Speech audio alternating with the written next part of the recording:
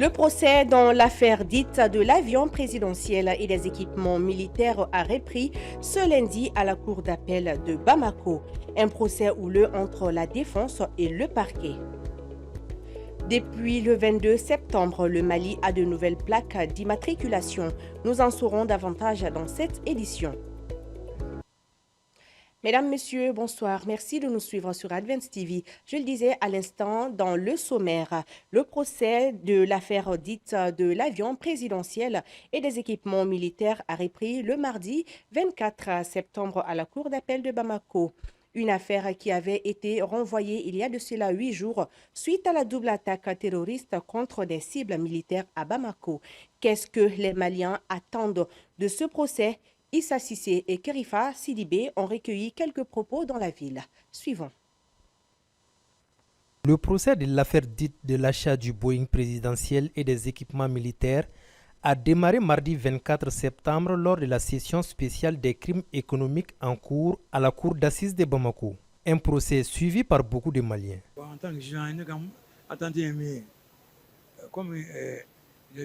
tant que citoyen, j'attends beaucoup de ce procès. Je fais confiance aux juges pour un procès équitable. On s'attendait tous à ce que réellement ce procès puisse réellement se faire. Et aujourd'hui, on est à un moment très crucial de notre vie où le peuple, où le monde nous regarde, notre justice, pour réellement trancher cela. Parce que la gabegie financière et aussi la corruption qui est à ciel ouvert doit s'arrêter. Intrigués par la lenteur de ces jugements qui durent des mois, voire des années, certains avouent ne plus rien attendre de cette affaire. Moi, personnellement, en tant que citoyen lambda, moi, je ne m'attends à rien. Parce que ce serait un énième procès après tant de procès. Et on nous a toujours miroité des coupables, on nous a toujours dit des montants pharaoniques, mais après les procès, on ne voit ni coupable, ni innocent. Donc pour moi, ça ne serait qu'un autre procès de plus. Et je ne m'attends à rien. Par ailleurs, après la déclaration de l'ex-directeur national du Trésor public Boubacar Aïdara par rapport au versement d'une somme de 15 milliards de francs CFA dans cet achat d'avion, celui-ci est sommé d'ici le lundi prochain de fournir la preuve autorisant ce paiement. L'opérateur de satellite de communication Spacecom en partenariat avec Megalink a organisé ce vendredi 27 septembre une table ronde autour des questions de connectivité au Mali, des présentations et démonstrations de solutions, des connexions haut débit pour le développement des infrastructures et compétences numériques au Mali étaient au cœur des échanges. Seina Bouchero et Moussa Nyanga pour le reportage. Un développement endogène avec des compétences maliennes, c'est ce que vise cette collaboration de Spacecom et Megalink en faveur des zones rurales comme urbaines. Au Mali, nous travaillons depuis plusieurs années avec l'entreprise Megalink, qui est un fournisseur d'accès à Internet via les services satellitaires, fibre et microwave. L'objectif ici, c'est de travailler en étroite collaboration avec le partenaire local pour fournir ces services-là et mettre sur pied des mécanismes qui viseront à réduire la fracture numérique au Mali en intégrant les populations locales pour le développement non seulement des compétences numériques au Mali, ça c'est la première approche.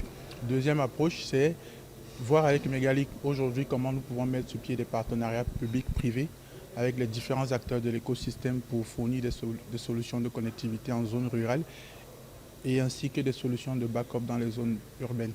Pour la pérennité de cette solution satellitaire, des cibles ont été choisies selon le co-initiateur Megalink. Non, notre cible presque c'est toutes les sociétés minières, les ONG et les sociétés de télécommunications, comme c'est tous les radios, même les radios rurales. Il y a beaucoup de radios rurales qui n'ont pas de connexion. Donc là, c'est une solution quand même. La solution OneWeb, c'est une solution très simple. C'est comme vous payez ce que vous utilisez. C'est comme ce n'est pas une connexion standard ou c'est mensuel. Là, c'est uniquement le volume qu'on vous a proposé que vous payez. Et le volume, ça va jusqu'à 12 Tera. Donc 12 Tera, donc pratiquement, quelle que soit une société, 12 Tera quand même, c'est très suffisant.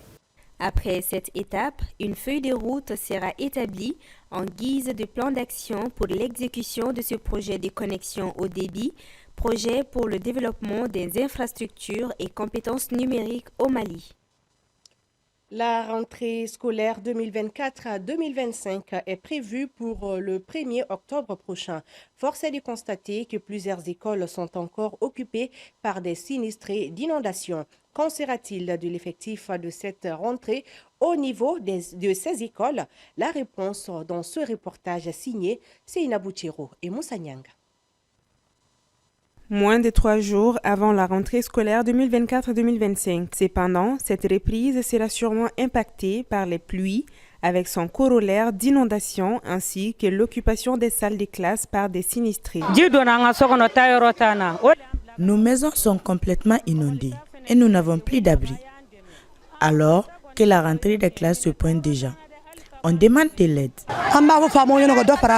Nous demandons aux autorités de prolonger la date de la rentrée. On nous demande de libérer les classes le dimanche, alors que nous n'avons nulle part où aller. Nous avons des enfants avec nous ici et ce n'est pas du tout facile.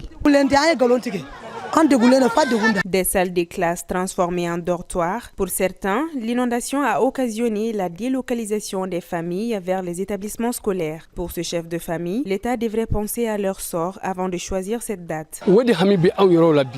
Selon moi, l'État devrait nous accorder un temps et nous aider à trouver un local dans lequel on pourrait habiter.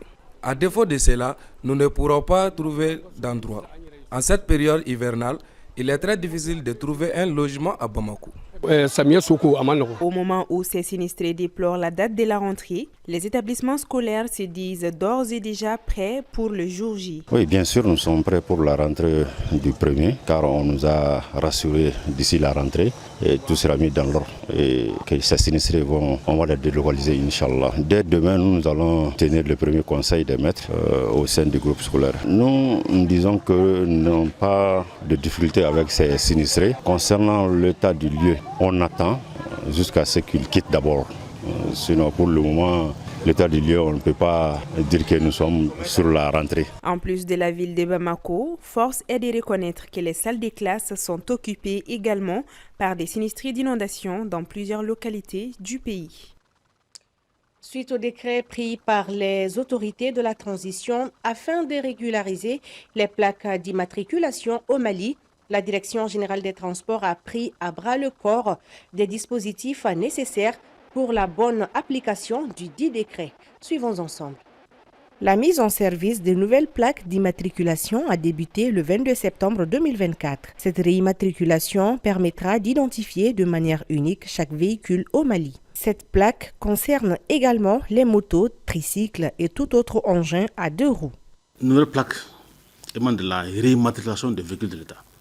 On a des véhicules de l'État, des véhicules personnels, des véhicules commerciaux et tout véhicule automobile et engin à 2 ou 3 roues au Mali. Donc c'est de façon répétitive, à des intervalles de temps de 15 ans, chaque pays doit faire une immatriculation pour connaître réellement le parc automobile roulant actif dans ce pays.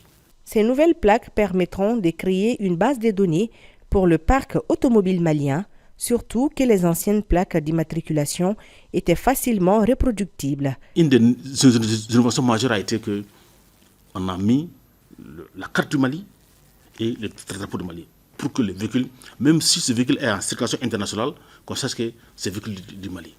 Le cycle du Mali dans la circulation internationale, c'est le ML. Vous savez, les Maliens ont pris de l'avance par rapport même au cycle international et autres là. Bamako, tout le monde sait que BKO c'est Bamako. Donc nous avons codifié, nous avons donné des cycles par région. Chaque région a un cycle. Toutes les régions, le district de Bamako c'est BKO. En fonction de ça, est lié aussi, puisqu'on veut connaître les adresses. Aujourd'hui, dans l'immatriculation de la réimmatriculation des véhicules, obligatoirement la copie de la pièce d'identité est jointe pour que nous sachions réellement les adresses des gens. Aujourd'hui, l'accent est mis prioritairement sur la sécurité publique. Ces nouvelles plaques permettront de créer une base de données pour le parc automobile malien, surtout que les anciennes plaques d'immatriculation étaient facilement reproductibles, ce qui permettait souvent aux personnes indélicates de commettre des infractions en toute impunité. Le Mali, à l'instar des autres nations, célèbre ce vendredi 27 septembre la journée mondiale du tourisme. Placée cette année sous le signe de la paix, bien que sans ces festivités, les acteurs du secteur se sont penchés sur les avancées et les défis rencontrés. Fousseni Sissoko pour le reportage. Le secteur du tourisme pourvoyeur d'emploi traverse une période difficile. Quelques sous-secteurs tentent tant bien que mal à être actifs. Une situation qui impacte les acteurs. Tous les fêtiers du tourisme ont l'espoir pour le retour du tourisme parce que aujourd'hui c'est un secteur qui souffre beaucoup. Depuis les événements de 2012, nous avons beaucoup de difficultés parce que le tourisme ne vient plus. L'activité est en point mort. Ça a provoqué que nous avons pu nous en débarrasser de beaucoup de personnel. Généralement, on ne faisait même pas le pèlerinage, on était basé seulement sur le tourisme. Actuellement, vu ces événements, on ne s'en sort plus. Face à cette crise, les responsables du secteur du tourisme ont adopté de nouvelles stratégies pour la relance de leur activité. Aujourd'hui, le secteur est en phase de redressement, comme je l'ai dit par le passé. Nous revenons progressivement d'une situation très difficile pour l'industrie du tourisme. Et aujourd'hui, je pense que les efforts déployés par les plus hautes autorités convergent dans le sens d'une reprise progressive de l'activité touristique. La politique du gouvernement, c'est davantage contribuer à la préservation de ces sites naturels pour qu'ils soient de plus en plus ouverts à l'activité touristique. Malgré le contexte difficile, l'espoir demeure.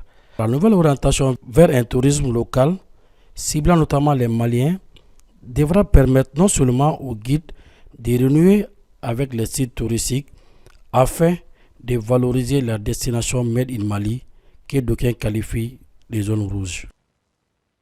À présent, la page sport pour boucler ce journal. Ce jeudi 26 septembre 2024, le choc au sommet pour le leadership du groupe B était au programme. Le duel opposant l'AS Police au tenant du titre. Le Sigui de Caille a tenu toutes ses promesses. La rencontre s'est soldée par la victoire de l'AS Police. Kadiatou Bakayoko nous fait le point. Suivons ensemble.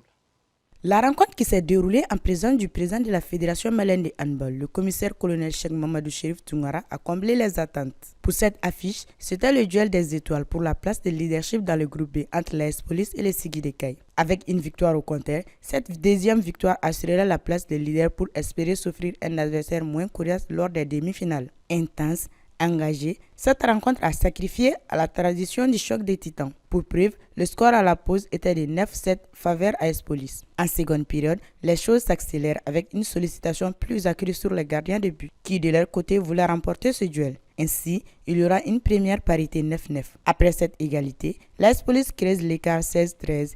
Et malgré la volonté de Sigui de rebondir, ce sera peine perdue. L'expérience a permis aux policiers de remporter sur le score de 21-16. Bien que notre système ait fonctionné et qu'à un moment on les a mis en difficulté, ils ont trouvé la faille et c'est ce qui explique notre défaite du jour. Pour la suite, on va essayer de mettre toute la chance de notre côté pour aller chercher la finale. Cette victoire est le fruit du travail abattu depuis le début de la préparation pour cette compétition. Après notre échec en championnat pour faute de terrain d'entraînement, la disponibilité du stade Mamadou Konaté nous a facilité la tâche.